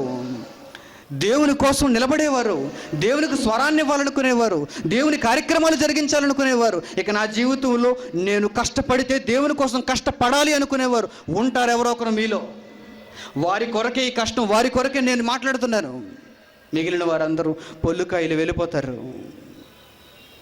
దేవుడు పలుకుతున్నాడు చూడండి, మీరు బలాత్కారము నమ్ముకున్నారు, అదే మతం. కృత్రిమము నమ్ముకున్నారు, అదే సైన్స్, అదే టెక్నాలజీ నమ్ముకొని అట్టి వాటిని ఆధారము చేసుకుంటేనే గనుక మీ దోషము మీకు ఎత్తైన గోడ నుండి జోగి పడబోవుచున్న గోడ అండవలే అగును. ఎలా ఉన్నాయి తెలుసా ఇవి? ఒక మతం మన దగ్గర ఎలా ఉందో తెలుసా? ఒక సైన్స్ టెక్నాలజీ మన దగ్గర ఎలా ఉందో తెలుసా? ఇదో పొడవుగా కట్టిన ఒక జోగి పడబోతున్న గోడ అంచు లాంటిది ఇది. చూడడానికేమో భారీ కట్టడం, భారీ నిర్మాణం, కానీ అది ఎలాంటిదో తెలుసా? అటు పడిపోనా ఇటు పడిపోనా అని ఎదురు చూస్తుంది. మీరు నమ్ముకున్న మతం, మీరు నమ్ముకున్న కృత్రిమం జోగి పడబోవుచున్న గోడ అంచు వలె ఉండును. అది ఎలా మారిపోతుందో తెలుసా? అది ఒక్క క్షణములోనే హఠాత్తుగా పడిపోవును. పడిపోయే సమయం రాబోతుంది. చెప్పాడు దేవుడు, వివరణ ఇచ్చాడు, ముగింపు పలికాడు. పడిపోయే సమయం ఆసన్నమవుతుంది. కోట్ల మంది ప్రజలు దానినే అపేక్షించారు, దానినే కోరుకున్నారు. కానీ అది జోగి పడబోవుచున్న గోడ. దానిని నమ్ముకుంటే మీరు నాశనం అయిపోతారు. దేవుని నమ్మండి, ఆ దిక్కును చూడండి. రేపటి దినం మరిన్ని సంగతులు ఉన్నాయి. ఈరోజు కూడా చాలా మిగిలిపోయాయి. కానీ మీరు నిన్న చెప్పిన ప్రకారం సమయానికి రాలేదు. నేను మత వ్యాప్తి చేసేవాడిని కాదు, అందుకే చెప్పాను, వచ్చాను. 7:45 నేను ఇక్కడ ఉన్నాను. మీరు నన్ను మత వ్యాప్తి చేసేవాడు అనుకున్నారేమో. అలా చెబుతారు కానీ 9 గంటలకు వస్తారు అయ్యగారు అనుకున్నారేమో. ఐఎమ్ నాట్ అయ్యగారు. నేను మీరు అనుకునే అయ్యగారిని కాదు, మీ సహోదరుణ్ణి. రండి, రేపటి దినం మరింత త్వరగా రండి. గడియారం చూడండి, కాలాన్ని కాదు. కాలం అప్పుడప్పుడు తొందరగా చీకటి పడుతుంది, అప్పుడప్పుడు ఆలస్యంగా చీకటి పడుతుంది. ఇంకా చీకటి పడలేదు కానీ కదా అని మనం పనులు ముగించాం. కనుక రేపటి దినాన్న గడియారం చూసుకుంటూ చివరి దినంగా 2 మాటలు ఎక్కువ విందురు కానీ, మీ బ్రతుకులను మార్చుకుందరు కానీ, మీ తండ్రికి దగ్గర అవుదురు కానీ, మంచి నిర్ణయం తీసుకుందరు కానీ. ప్రార్థన చేసుకుందాం. తలలు వంచి ప్రార్థనలో ఏకీభవించండి. మమ్మల్ని మిక్కిలుగా ప్రేమించిన మా ప్రియ పరలోకపు తండ్రి, మీ మాటలు వింటుంటే ఇంకా వినాలి వినాలి అనిపిస్తుంది, చెబుతుంటే ఇంకా చెప్పాలి అనిపిస్తుంది. ఎందుకంటే ఇది మనిషి రాసిన పుస్తకంలోంచి వచ్చిన మాటలు కావు, మనిషి మట్టి మెదడులోంచి వచ్చిన మాటలు అంతకంటే కావు. పరలోకంలో మీ స్వరం. సమయాన్ని బట్టి ఎవరిని ఇబ్బంది పెట్టకూడదనే ఉద్దేశంతో సకాలానికి ముగించవలసి వచ్చింది. కానీ అమూల్యమైన సంగతులు మీరు దయచేశారు. మతం ఎలాంటి మత్తును కలిగిస్తుందో, మీరు ఈ ప్రపంచానికి ఎంత గొప్ప దిక్కో ఈరోజు వివరించారు, నిరూపించారు. అసలు భూమి మీద నిరూపణ అంటూ ఉంది అంటే మీకే ఉంది. అన్నిటికంటే గొప్పవారు, శాస్త్రం కంటే మతము కంటే అన్నిటికంటే గొప్పవారు. మీ వైపు మనిషి చూసే భాగ్యం అనుగ్రహించండి. మైదానంలో అడుగుపెట్టిన ప్రతి ఒక్కరూ మీ జ్ఞానాన్ని విన్నారు. మంచి నిర్ణయం తీసుకోవడానికి వారికి సహాయం చేయండి. ఈ సభలు ఇంత దిగ్విజయంగా జరగటానికి చిన్నపిల్లలు లాంటి వారు కష్టపడ్డారు. వారి కష్టం వృధా పోకుండా వారి కుటుంబాలకు మీ ఆదరణ కలిగించండి. ఇంకను అనేక మంది ప్రజలకు ఈ కాకినాడ పట్టణాన్ని దేవుని వాక్యంతో నింపుటకు, నిజమైన దేవుని వాక్యంతో నింపుటకు మీ చిత్తానుసారంగా మాకు సహాయం అనుగ్రహించండి. ఎవరో ఒకరిని మీరు ప్రేరేపిస్తారు. మీ కొరకు నిలబడే ఒక సమర్థుడు ఉంటాడు, మాకు తెలుసు తండ్రి. మీ సహాయం అనుగ్రహించండి.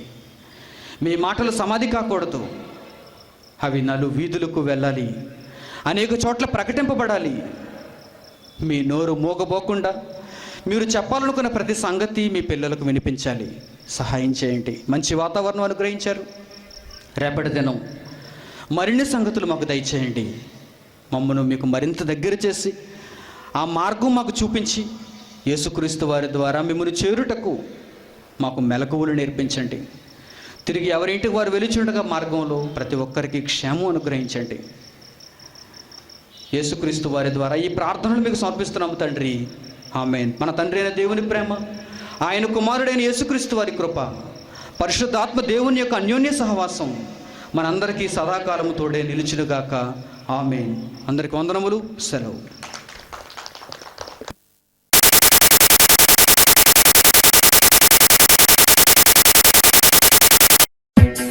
ప్రియమైన దేవుని కుమారులరా, అభివృద్ధి విషయంలో ఆకాశాన్ని అందుకున్న మనిషి మానవత్వం విషయంలో పటాల పంచున ఉన్నాడు. కులం, మతం, ధనం, అధికారం అనే ఉచ్చులో చిక్కుకున్న ఈ మనిషికి దిక్కెవరు? సత్యాన్ని చెప్పేదెవరు? మార్గాన్ని చూపేదెవరు? మనిషిగా తిరిగి బ్రతికించేదెవరు? ఈ ప్రశ్నలన్నిటికీ రుజువులతో కూడిన అసలైన సమాధానమే కులం కుళ్ళు, మతం మత్తు, ధనం దగ, దేవుడే దిక్కు, దేవుడే దిక్కు అనే మహాజ్ఞాన బహిరంగ సభలు. తేదీలు 2015 జూన్ 9, 10, 11 అనగా మంగళ, బుధ మరియు గురువారములలో ప్రతిరోజు సాయంత్రం 6 గంటల నుండి. స్థలం ఆనంద భారతి గ్రౌండ్స్, కాకినాడ, తూర్పు గోదావరి జిల్లా. ఇందు ముఖ్య వాక్యోపదేశకులు సహోదరులు జె మణికుమార్ గారు, క్రైస్ట్ చర్చ్, సామలకోట. ప్రత్యేక ఆకర్షణగా క్రీస్తును గూర్చిన మాటను వింటూ దృశ్యాలను తెరలపై చూడండి. ప్రేమతో ఆహ్వానించువారు బైబిల్ రీసెర్చ్ సెంటర్ విద్యార్థిని విద్యార్థులు, ఇంద్రపాలెం, కాకినాడ. ఈ సభలకు అందరూ ఆహ్వానితులే.